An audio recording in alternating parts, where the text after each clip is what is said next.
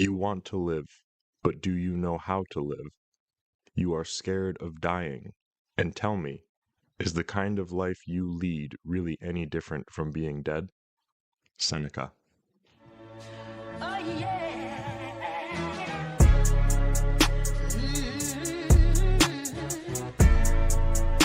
Yeah.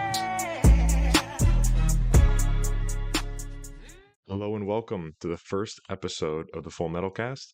I am your host, the CEO, the founder of what was Full Metal Humidors, but is now the Full Metal Cast, this new brand, this new name, this new show. My name is Moores Walker. A little background on me. I am not ex-military or law enforcement, simply a dirty civilian with a passion for guns, out of fun and necessity.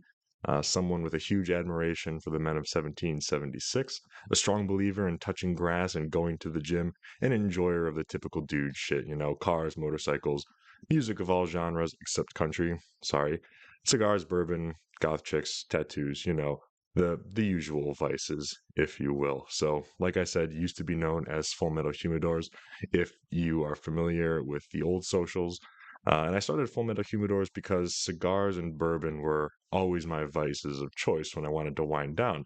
But I soon found that, when sharing in them with good people, I'd have conversations where difficult topics would be brought up. And while the parties involved wouldn't always agree or see eye to eye, we would never, devolve into yelling or anger, screaming at each other. We'd be able to objectively just debate things and always walk away as friends and with a stronger bond. And, that could be whether I sat down with family members, with already established friends, or with new people who just saw we were smoking and, we lent them a cigar, we poured them a drink. It always ended up positively. And as I met new people, as I was exposed to different opinions, different podcasts, different social media accounts as well, who were, sharing their opinions over the internet as well. I also began reading essays on anarchism, and then, obviously, over the past 3 years, as I'm sure which many of you did as well, started to be a little more aware of the speed at which freedoms were being taken away, if you will. So I knew I wanted to change gears and add to the voices, in this void of the internet, who were sharing their thoughts on the state of things today.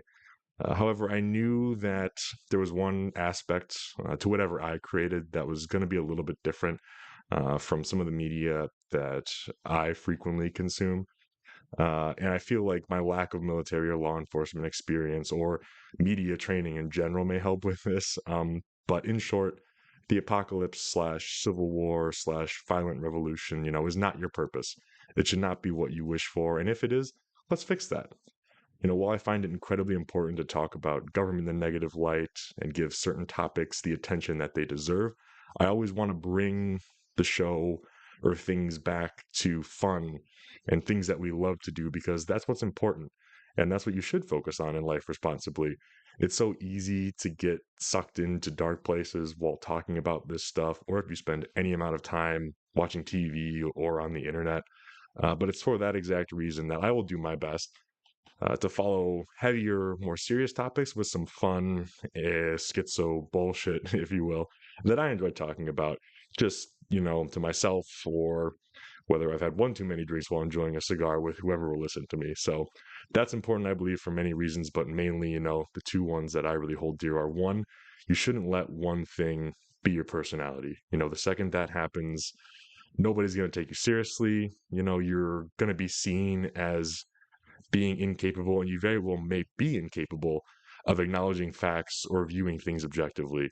And that's simply because you've attached your existence and your self-worth to this one thing. And, examples of that include religious extremists, excuse me, politicians, supporters of political or social ideologies, a certain movement in gun culture that incorporated Hawaiian shirts and cargo shorts, just to name a few, if you will. And two, having fun and enjoying this life, this world, is something that brings a tremendous sense of purpose. And in a time where so many individuals feel as though they lack purpose, this is crucial to highlight for as many people and as frequently as possible, I believe, especially when everything has become so politicized and every bit of media you consume is designed to keep you hooked by making the world seem like such a fucked up place. So I want to talk about important, heavy, and sometimes dark topics, but I always want to remind people that We only get one shot at this life, and it should be our goal to enjoy it to the fullest and not let the things that excuse me, that are outside of our control, interfere with that. And so there's a little bit of stoicism for you at the end there. So on a related note, I want to rip through the four pillars of this show and of my life personally.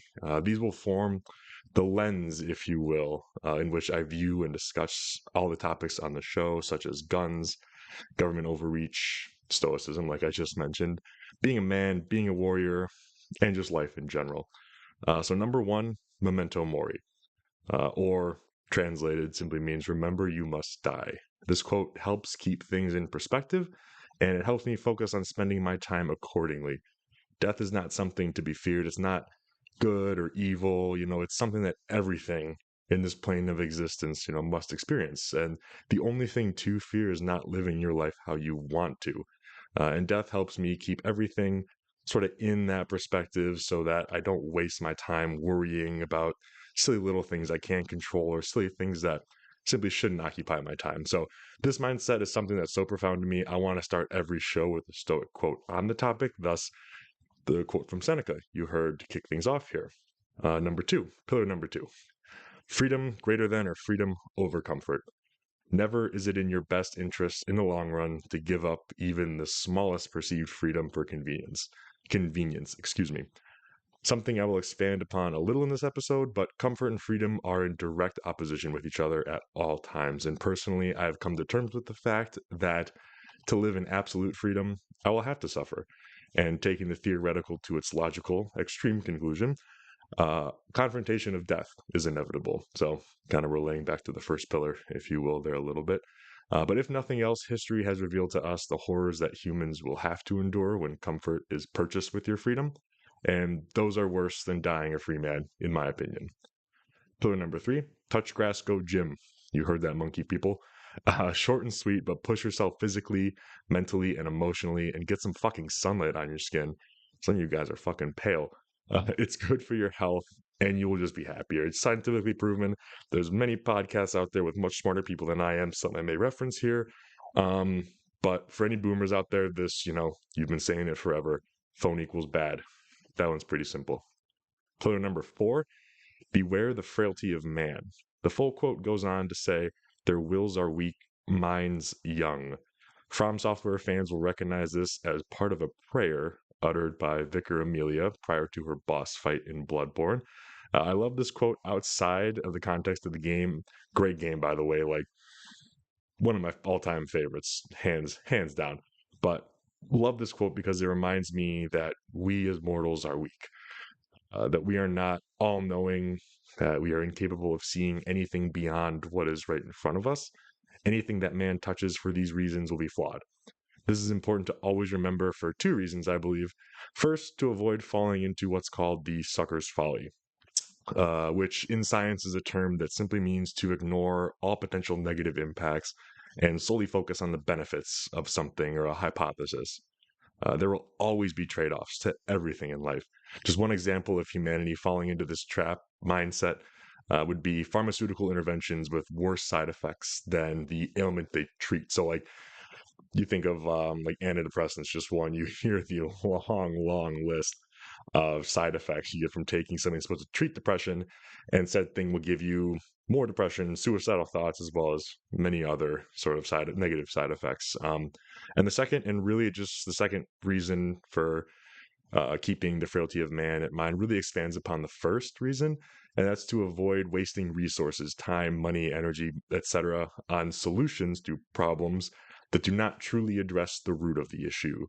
A spicy example of this that I do want to expand upon in future episodes would be the cries to ban guns after a shooting. The immediately obvious reaction is to take away the gun since one was used to commit an atrocity, but chances are, if you're tuning in here and you've heard me out this far, even though we're just getting started, you're aware of how foolish that sentiment is. But we'll kind of go over that again, another episode. I'm just going over the pillars here. But again, to come to that realization that banning the gun isn't the right answer to really address the root cause, you have to objectively analyze, the situation, free of emotion, and that goes against our instinct. So, for those two reasons, that's why I really try to adhere to beware the frailty of man whenever something crazy happens. So, quick recap: 4 pillars, memento mori, freedom over comfort, touch grass, go gym, and beware the frailty of man. So, before kicking off the first topic of this episode, a couple house cleaning items. First one, very important if you're going to be listening or tuning in. I may be cutting away every now and that is because I live right next to and when I say right next to, I mean truly right next to a busy railroad crossing. So for that reason, I'm going to cut it, audio, video, all of it, whenever I hear a train rolling down the tracks, just so things don't get messy or annoying for any listeners out there. But with all the train derailments lately, don't be surprised if it just permanently cuts to black one episode. So hopefully it's quick. Second, I want to reiterate that I have no law enforcement or military experience, and I want to make this clear, even though I'm not going to be talking about what gear or gun is best for, X situation in this episode. Um, I'm not trying to pretend somebody that I'm not, and I want it to be generally accepted that civilians can talk about these things, own kit, become experts in weapon systems, stay in fighting shape, etc., etc. And the third and final one is, on the kit, on the balaclava, everything, going on here. Um, I'm not talking about or telling people to do anything illegal, but at the end of the day, this is the internet, and I don't trust any of you. Um, I just don't want to deal with it unless this becomes my only job and what I do all day, every day. My dream is to work for myself and create content every day for you all. If there's a demand for it, I'm a big believer in supply and demand. Um, but it's just not financially feasible at this very moment, like many things for most of us now, unfortunately. However, depending on how spicy the topics of a given episode are on a day, will determine how much kit I'll wear. So if you tune in on YouTube to see the video channel and see me with the helmet on and the plate carrier on, I'm probably going to get striked. So heads up about that. So with that out of the way, introductions, some background, the house cleaning items, went through the pillars. I'm going to go through the first topic that I really want to discuss in this first episode, and that is the spirit of 76. The spirit of 1776 was an idea explored by Thomas Jefferson in his Monticello works, as well as other writers, poets, and artists. Literally, it's defined as a patriotic sentiment typified by the zeitgeist surrounding the American Revolution. It refers to the attitude of self determination and individual liberty made manifest in the U.S. Declaration of Independence. Quick sidebar: Jefferson is based as shit. If you want some absolute fire quotes on freedom or tyranny, look him up. In fact, there was one that I read, and the first time I read it, I knew I was like, holy shit, I need to get that tatted. So that happened, but definitely we'll have another episode on Jefferson because dude's just a fucking badass. But, anyways, I believe the literal definition of the spirit of 76 falls incredibly short and diminishes such a cool term. But I first heard the spirit of 76 used by the female anarchist Voltairine de Cleyre in her essay Anarchism and American Traditions, published in 1909. In this essay, she detests public education of the time. She believes, like Jefferson did, that schools must teach children to question government instead of revering it. Schools then, as they do now, taught kids to remember the Boston Tea Party, but never encouraged participation in anything remotely like it, to recall each battle of the Revolution, but never take up arms yourself, to understand that taxation was indeed theft in the 1700s, but it is necessary now so that the fabric of society remains intact and that the government needs a large military so that it can ensure its subjects pay taxes. Shout out to Shays Rebellion. Highly encourage you read Anarchism and American Traditions. You can find the free PDF of it if you just Google it. But I have read and annotated this essay. I've also saved it with my marks, my notes, my comments in a drive I've dubbed the Black Binder. I want to share this collection of works because there's more than just hers in there. I have other anarchist essays as well as some other government documents in there that I've kind of shared my thoughts on. Just going to work out the logistics, but more to come on that at a later point. But the spirit of 76 was what drove Americans at the time to kick off the revolution and fight against the greatest superpower in the world, at the time and win. And I'm no historian, nor am I familiar with the actual numbers or statistics, but I imagine this would be like Mexico coming up here, going to war with us, and winning. I guess just to sort of put that into perspective, these men were willing to give up everything to be free, and were not concerned that the odds were stacked so greatly against them. Simply put, the founders, the liberators who fought to free themselves from the British, were anarchists. This is where there's going to be a couple eyebrows raised, I understand, but they wanted to be left alone, and they wanted to leave the British alone. They had no interest in having any ties to the crown. They wanted to live their new lives in America freely. That is anarchy. It's not this Antifa, Black Bloc, bloody revolution, fire and brimstone, riotous depiction the media and politicians will have you believe. It it's about peacefully living without infringing or being infringed upon. The spirit of 76 is what drove the people of the time to war to preserve this lifestyle. And to me, the spirit of 76 is synonymous with anarchy, though it does have a little more of a patriotic ring to it, if you will. And it sounds badass, so it might be easier on the ears for some people who are being introduced to the topic, I suppose. And it doesn't get, I realize that ramblings on anarchism, mine included, especially mine, sound ideological, no different than a college student proclaiming, oh, communism hasn't worked because we haven't tried real communism. And I'll be the first to admit, I do not know if a stateless society is even possible on a large, sustainable level. But to me, its sentiment provides a critical framework to recognize and avoid tyranny so that it may not take root and choke out any hope we have of enjoying our natural rights. And worded a different way, I would simply say that those that fail to learn from history are doomed to repeat it. And I know that's a familiar phrase. So I guess that's my disclaimer or my vow of self awareness on whenever I talk about anarchy. But back to the spirit of 76. And I touched on this a little bit in the pillar comfort or freedom greater than comfort, but comfort kills this spirit. And not to get too deep into another essay or manifesto, spoiler alert, but as we've become more and more accustomed to not having to struggle to obtain things or achieve goals like easily feeding ourselves, quickly getting from point A to point B, etc., we give up rights with less and less pushback. And this is because we are aware of what follows when we push back. And we refuse to surrender to the state's demands, no matter how tyrannical they are, whether those be fees, imprisonment, and or death, depending on what it is you're raging against the machine for and how you're going about it. We know what those penalties are, and we don't want to face those because we're very comfortable with what we have. We're very comfortable with our shelters over our heads, our warm or cool houses, depending, on your climate, and we would not dare put that into jeopardy. Um, and so we avoid situations, where we would see ourselves facing down the barrel of the situationally dependent proverbial gun the state has against our heads at all times in fear of losing, those comforts in our lives. And this snowballs as we come to accept that this is just how things are.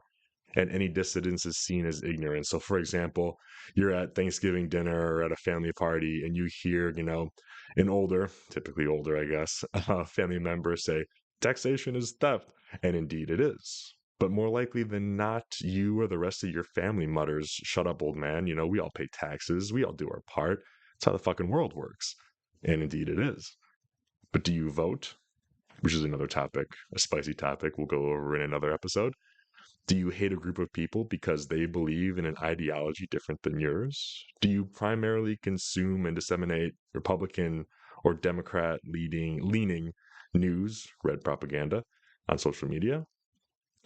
These are just a few questions to ask yourself to gauge your complacency and enablement in the government stepping on your throat more each day. More to come on this, though, as I conclude this segment, but bringing things back to the revolutionists. A 3% tax is what kicked off the revolution. Now, there were numerous tyrannical actions carried out by the British leading up to said tax, but still, would we ever take up arms against our government over a small tax being implemented today? No, we wouldn't. Nor am I saying that we should. I merely want to point out that the spirit of 76 has eroded within the American people over time.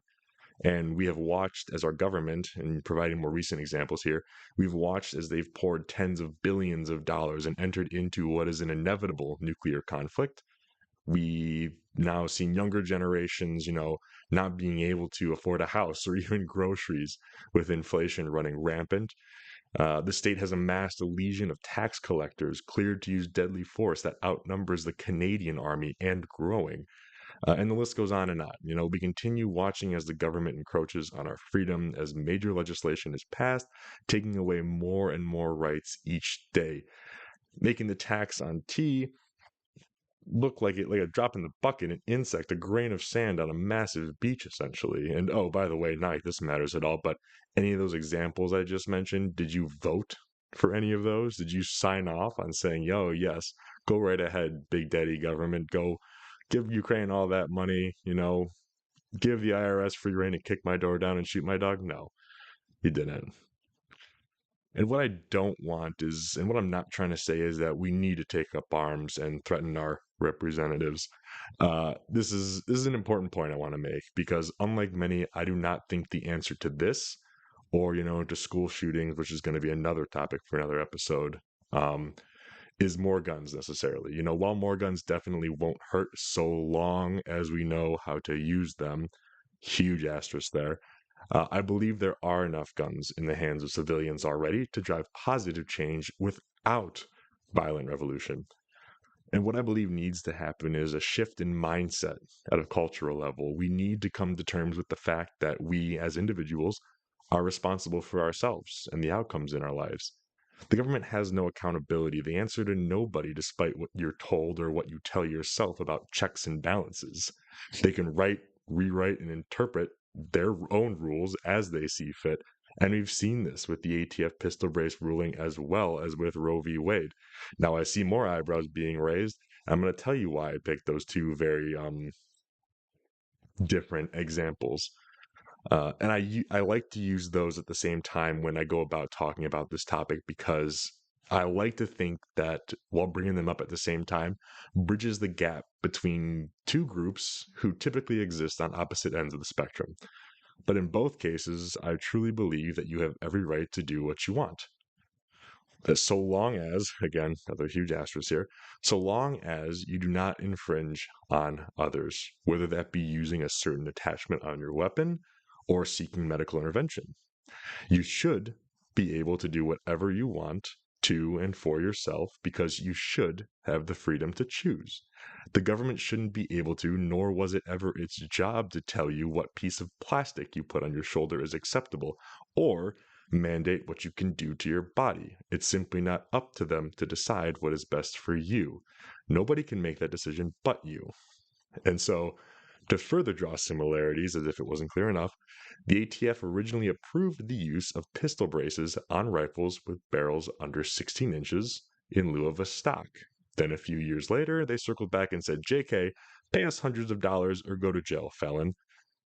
Similarly, like how Roe v. Wade initially legalized abortion on a national level, it then got ripped away years later. Now, of course, I understand I am oversimplifying many aspects of each case, such as workarounds to the tax stamp for braces, as well as when a fetus is considered a life when gauging whether an act infringes on the rights of others. So, going deeper on these points, mainly the latter, is for another episode because they bring forth messy gray areas like nearly everything humans are involved in. Kind of going back to that last pillar that, beware the frailty of man. There's going to be flaws in everything that man touches. Not everything's going to be black and white. There's just always going to be a gray area, a messy area where things aren't going to be yes, no, ones and zeros, sort of thing, except gender, baby. I merely want to use these two rulings to demonstrate how government overreach does not discriminate when it applies to civilians. But tying this back to the cultural shift I mentioned earlier, we as a people have operated under the false pretense that our freedoms are secure because we are comfortable, when in fact we don't have any freedoms at all, technically. And again, more eyebrows getting raised. Fear not, I'm about to go deeper. We have permissions, not freedoms. And what you're allowed to do, what you're permitted to do, within specific confines is beneficial to the state. You do not have absolute freedom in any matter if you think about it. The state has imposed limits on every aspect of your life, and if you step outside of said limits, you're penalized, imprisoned, or killed. Excuse me. And I'm going to use taxes again as an example here, since the tax is what kicked off the revolution, and that's kind of the topic that we're on right now. But if you do not pay your taxes, you cannot live freely. Paying your taxes permits you to live outside of prison. And so recognizing this is critical so that we do not become more complacent, more accepting, of any further restrictions being forced on us as time goes on, whether that be gas stoves, the light bulbs, your furnace, whatever they're trying to do your car. Because this, and well, this phrase you've heard so many times, especially over the past 3 years, but the freedoms we have lost may truly never be regained. And it's never been, more apparent, but it's always been true. But now it just hasn't been as clear as it ever has been, at least to me and maybe for you as well. But what's sad for most people is that this isn't understood until something massive is lost and people take to the streets and to social media and bitch and moan about it. The best thing that could happen, though, is that civilians who hold their natural or God given freedoms above all else, including comfort, kind of rekindle the spirit of 76, stand up and say enough. We must welcome people from all backgrounds, no matter what beliefs they hold to. So long as those people acknowledge and respect these natural God given rights, because brother versus brother quarrels over matters that are inflated by politicians are nothing more than a distraction and a terrible waste of time, energy, and resources. And I've come to call these little, you know, I guess civilian on civilian, arguments, JV, junior varsity, to help minimize the weight they carry, given how emotionally charged they are for most people. So some examples, woke versus anti-woke, trans versus straight, white versus black, pro-choice versus pro-life, etc. At the end of the day, if the state wasn't involved in the lives of any of these people demonstrating and fighting with each other, the issues that have become their entire purpose in life would cease to exist. People would be completely free to make their own decisions without impacting others and without a third party potentially disadvantaging them for the benefit of another side. So think about maybe as you watch the news or as you get pissed off reading a thread on Twitter, maybe. But as a people, we must partake in civil disobedience and simply ignore the state's restrictions in order to ensure we are safe and truly free. This is the proper way to go about change and sending a message, not demonstrating violently, not burning cities, not threatening people at all. And this already happens in small pockets today, which is kind of cool. And a popular one is going to be, people will drink before they're of legal age. Shout out college kids. People will partake in illegal substances either for pleasure or for medical reasons. Shout out college kids. No, but for this example, my mind goes to vets with PTSD and using psychedelics or mushrooms, for example, to treat it, or people with depression and treating it very effectively. People will collect rainwater, and I'll let you just reflect for a moment why that's retarded that your state would ever prevent you or restrict you from doing that. Another example would be people seek out effective medical interventions outside of the state's harmful, ineffective, mandated treatment, and or create fake vax cards like we saw a lot of in the past 3 years. And another one, people will carry a firearm to secure their own safety where it might be illegal or discouraged to do so. Fuck Chicago. And the list goes on. Again, I'm not encouraging or telling you to do any of those specific examples I'm making clear. I'm simply calling out what people do and is widely known that people do on a daily basis. And once this group of people or their values, form the majority of the nation, there is hope that real freedom and safety will be restored. The examples I just mentioned are the embodiment of the spirit of 76 manifesting today. Americans coming together, disregarding the minority elite class who pillage our rights so that we may secure happiness, safety, health, and freedom. And I mean, I'm not saying we're hosting a modern day 1776 here, but it's that, the little bursts of the spirit of 76 that you can kind of see sprinkled throughout your day. And if you're someone who maybe is black pilled, who think, the world's about to end, any minute now, hopefully that gives you some semblance of hope. But again, I do not want civil war. I do not want the apocalypse to take place. That is not my purpose, nor should it be anyone's. The cultural battlefield is the only one which this fight can be won sustainably. A good litmus test to, look at when talking about change or fighting the system, raging against the machine, if you will, would be how MLK went about creating change. Peaceful protests and civil disobedience yield results that speak for themselves. I mean, hell, the dude received a letter from the FBI telling him to go kill himself, and that alone tells me he knew exactly what he was doing and how to go about changing things. So keep that in mind, maybe, and when you're getting a little fired up and polishing your gun when you've watched the news for a week straight. But wrapping this section up, I'm going to try to wrap it up here at least. We find ourselves asking why. Why should we even bother if we'll get robbed, silenced, and murdered by the state just for trying to live peacefully without their involvement in our lives? That question might answer itself for some, but to further elaborate, it's because as a human, you have rights that no living being, piece of paper, or group of people, no matter how large, can molest without violating universally understood moral guidelines. And this is a concept I'll touch on more when I get to Tolstoy's works. And yes, that is War and Peace and Anna Karenina Tolstoy, living in Russia from 1828 to 1910. He had some things to say about government, so he's got some very excellent anarchist essays that we will address and go over. But it doesn't matter what religion you're subscribed to or what written doctrine of a nation you look towards as an infrastructure for government. The natural rights you were born with are freedoms that must never be infringed upon. Nothing on this plane of existence has the right to do so. And for those that feel as though they lack purpose in life, take a moment. Evaluate how much of these rights you feel are firmly in your grasp today. Perhaps you should reconsider how you think about government and politicians, who you follow and engage with on social media, and how you spend your time and money. I'm not telling you to go out and break the law. You can, however, make choices every day which further solidify your control over your own life and exercising of the rights and freedoms we spoke of, even if you have to operate within the guidelines of the state. So, some examples include turning off the news.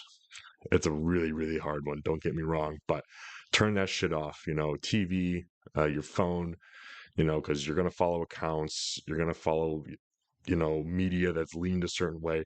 Just turn it off. Another one is going to include, going to the gym, spending time in nature, touch grass, go gym, like I said in the pillars, appreciating nature for all of its beauty, securing firearms, ammunition, and kit, and spending time training, similar to going to the gym, I guess, if you will, surrounding yourself with good people, and just having fun in general. If you find yourself, by any chance, participating in peaceful civil disobedience while pursuing any of these things, then congrats. You're on the right side of history and are channeling the spirit of 76. So, to conclude, this spirit has been beaten down by increasingly bold offenses by the state as we have become more averse to discomfort. However, glimpses of it shine through during the darkest hours, which gives me and it should give you some hope as well. And the more we turn our backs to those who call themselves our representatives and focus on living freely and for ourselves, our loved ones, and our communities, the less power governments will have over us, and the more purpose, happiness, and peace you'll experience in life too.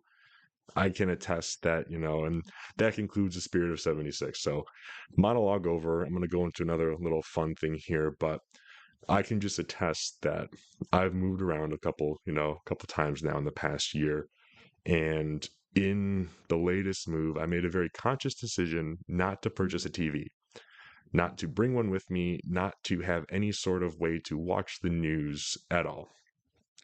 I do stay plugged in with events without a certain political sway to it. I have like a Telegram channel, if you will, that simply has international alerts of things. Very factual based, though. And that might even be too much for some, but I can attest that simply by turning it off, by unfollowing the accounts, by not tuning into Fox or CNN or whatever the fuck you watch, trust me, it's so worth it. It's so, so much better without it. You will feel as though you have so much more time, so much more freedom and happiness in your life. You just got to take the leap and do it. That's just step one. You just got to try that. But, anyways, fun topic now after the longer rant of the more serious topic has concluded in this episode. But as the title of this episode suggests, the last thing I want to touch on is just going to be cars. I have always been a petrol head, if you will. Shout out my Top Gear UK fans out there. Oh man, I watched that show every fucking day. I loved Top Gear UK, but I was always destined to be a bit of a car nerd. Um, Around the time, even before I was born, actually, my father actually purchased a 1961 Series 62 Cadillac convertible from some dude in Texas. You know, he dragged it out of a barn. It needed to be fully restored. It wasn't running. It was completely rotted out. I had it brought to where we were, and he essentially restored it in the garage back to its original glory. Except the only thing not original were the seatbelts and the sound system for sure. I'm not sure about the seatbelts. I want to say the seatbelts aren't original, but the sound system, being an audiophile, he also passed that down to me. Had to be state of the art at the time when he put it together back in the late 90s, um, mid 90s rather. I'm not young, but not that young, not that old either though. um, so much he spent so much time working on that thing when I was growing up. Used to ask my mom, does dad live in the basement? Because he was always down there working on the car.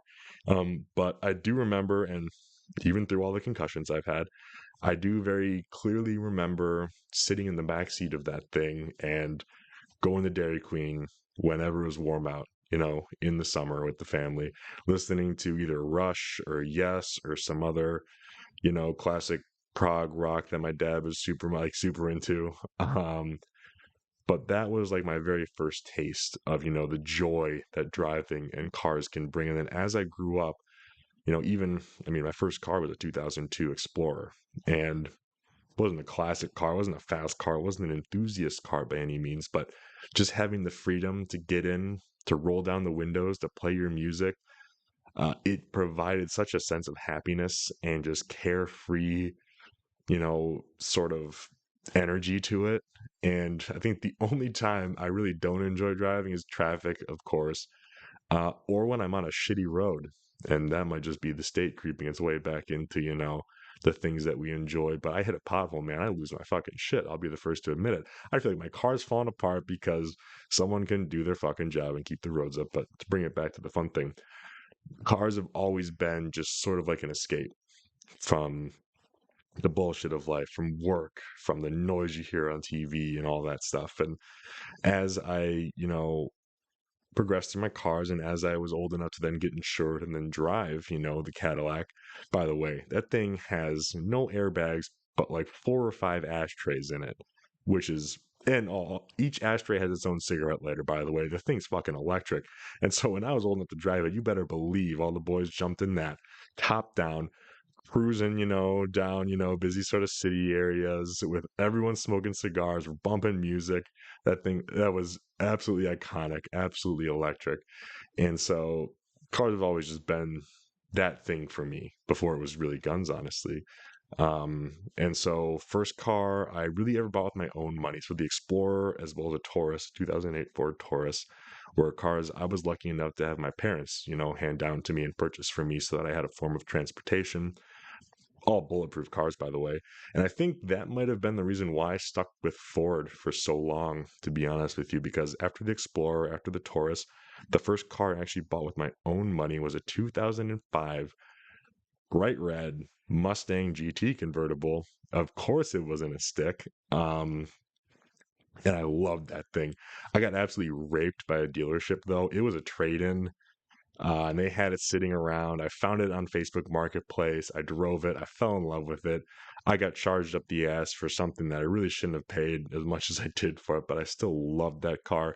It was rusting out from the bottom. I didn't care. I still, I loved it. I did all my own oil changes. I replaced, God, what did I do to that thing? let's see, obviously cold air intake. Everyone had to do cold air intake, replaced front rear suspension, lowered it a little bit, new wheels, new tires, full header back exhaust. It had a 93 octane tune on it, short throw shift. Um, there's other things too. It got to the point where I was ready to like cam it and start, thinking about supercharging it because I got the bug, for forced induction, and so I ended up actually selling it to a gentleman from Indiana, I believe. Actually, he drove from quite a while actually to come take a look at it. He drove it back home though, and after I sold that, I ended up picking up a 2013 Focus ST, also in a stick, you guessed it, and did everything, did the works to that as well: wheels, tires, suspension, turbo back exhaust, tune, intake. I think I did headers on that as well. Oh, and with the tune, it was a crackle tune. We had to get all the sounds out of that blow off valve. So, oh yeah, I was living the tuner boy life for a while there because I had to experience it. It was too much fun, and I loved that car. That thing felt like a fighter jet inside behind the driver's seat. Um, Compared to the Mustang, it was just such a stark difference. I absolutely loved it. And oddly enough, I'm a bit of a taller guy. I'm 6'7". Uh, I fit in the Focus ST much better than I fit in the Mustang, and I think that just speaks to how large people have gotten over the years. So the autos had to make their cars much bigger, but ended up, yeah. So around that time, or halfway through the ownership period of me owning the Focus, I got more and more into guns. When I bought the Focus, I had one AR and my Glock. I bought my Glock, first gun I ever bought. I was working in a downtown sort of urban area, not the safest place, out of college. And when I was old enough, or I was old enough, obviously, I gave it a year and then decided, no, I'm gonna pull the trigger, no pun intended, and get a Glock. Got a Glock 26. They were out of Glock 19s at the gun store, but the dude behind the counter was like, hey, slap in a 15 rounder, put the X grip on it, your pinky doesn't fall off the end of it, and you basically got a Glock 19 anyway. I was like, okay, cool, sweet, give me that. So I bought that. Um, Riot season occurred in 2020. Bought an AR because I was like, fuck that, that's crazy. And then things just spiraled out from there, and the autism for guns, the adult onset autism for firearms and kit took full hold of me around then. And so as I acquired more and more gear, my little Focus was having a hard time pulling some of it as I was either moving or as I wanted to take it, to a range day. And again, like I said, I lowered it like an idiot, and the roads aren't great here, so I bottomed that thing out like a motherfucker. But I figured it was probably now the time to make the big boy decision, and just get a larger SUV. Just bite the bullet. I mean, I have a motorcycle anyways, so get an SUV. You have a fun thing, do a responsible thing. Big, safe car, handles, bad roads well, and you can haul your shit. So this is the crazy part. I have always been someone who rips Chrysler quality um, as the butt of a joke because it never goes out of style. The joke always holds up, right? You close the door, all the plastic, and the car just falls apart. It's just what Chrysler's always done. And Jeeps, in particular, have always been the target of my hatred because, on top of the quality jokes, I could make Jeep girl jokes. And everyone knows the Jeep girl. White Wrangler, most likely a sport, maybe a Sahara if, her family comes from money, but nothing done to it, internally or externally. The most they've ever done externally is some pink trim, around the doors or the license plate or, the lights. And internally, perhaps the dash is coated with all the little ducks. I haven't even, yeah, all the ducks that she's been ducked with, maybe a fuzzy steering wheel. But we all know what the Jeep girl is. They're terrible drivers. Their car's about to explode. Avoid them at all costs. And so, for those two reasons, always made fun of Jeeps, always made fun of Chrysler. So, naturally, I bought a Jeep next. I bought a 2014 Jeep Wrangler Sport in white. You guessed it. It just turned out to be the most affordable option in my area at the time. I drove it. I loved it. Even though it steers like the 1961 Cadillac in the sense that you don't steer it as much as you really aim it. The audio sucked in it. Um, what else? The wind noise is atrocious still. Um, it makes noises too. It creaks like crazy despite being from 2014 and having under 80,000 miles on it. but I love the stupid fucking thing. It came with a lot of the off-road bumpers, fenders, light bar, all the stuff that I would have done to it as, someone who can't help but fidget and sort of modify cars. So that's cool. It came with Rubicon wheels and tires, which is also nice. Aluminum splash guards, the whole thing. It's a really good looking Jeep, I won't lie. And so performance-wise, haven't done anything to it. The sound had to change though. My dad's audiophile or, sound autism also made it down to me. So new speakers, subwoofer, amps, head unit, the whole thing. It's got CarPlay now. It sounds great. And it's one of those, it's so cool to the sense where like it, the weather gets bad. You throw it in four-wheel drive and you can handle anything. And then when it's nice, you can take the top off and the doors off and smoke cigars in it. Like it's the perfect car, really. Plus, if I'm going to a range day, I can throw in the whole fucking safe and all my kit and make it there just fine. So it works. It does its job. If anything, I guess, if you're gonna learn something here, I guess maybe don't close off, be open-minded, I guess. Don't close yourself off to anything. You might just be surprised. That being said, if you can afford a Forerunner, absolutely do that instead because those are sweet. And I still do hold that this Jeep's probably going to just explode on me at any given moment. But that's my little rant about cars. Tried not to make it as political as possible, but always been a car guy, always will be, and will likely always drive a stick so long as they're still being made or so long as I can find them used, honestly. But I've always been a used car guy too. I don't know what the financial statistics work out. I've just always wanted to avoid a car payment, on top of paying rent, utilities, internet, all that stuff. So like that's just always been my preference. I do enjoy shopping for cars though too. So I'm not going to tell you whether you should buy used or leased. I think, different strokes for different folks and there's no blanket solution there. But anyways, I'm going to wrap things up here just so I don't really burn anyone out on the first episode. But I want to thank you all for sticking around through the inaugural episode of the Full Metal Cast. You are all officially members of the Full Metal family now. You can find all episodes on YouTube, Spotify, or on the website, thefullmetalcast.com going forward. You can still find our Full Metal Humidors for sale on the site. I'm still going to be making those. They're always going to be available. And I do plan on rolling out merch for, the Full Metal Cast as the show grows. But if there are any topics you want to hear discussed, feel free to reach out to me on Instagram at the Full Metal Cast, or Twitter at full_metal_cast, or shoot me an email at thefullmetalcast@gmail.com. And in fact, one thing I want to do is to end episodes with a Q&A. So please send me any questions you want answered during the show at the end of next episode or future episodes. And I will make sure that, you remain anonymous. No names, no accounts, sort of tags being shared. Simply just answering questions. Unless you want your thing shared, I'll kind of figure out if that's the direction I want to take. But send me your questions that you want answered on the show, and I'll answer them live. But I look forward to talking to you all again next week. Welcome to the Full Metal family, and remember, live free, have fun, and as always, stay metal. Thank you.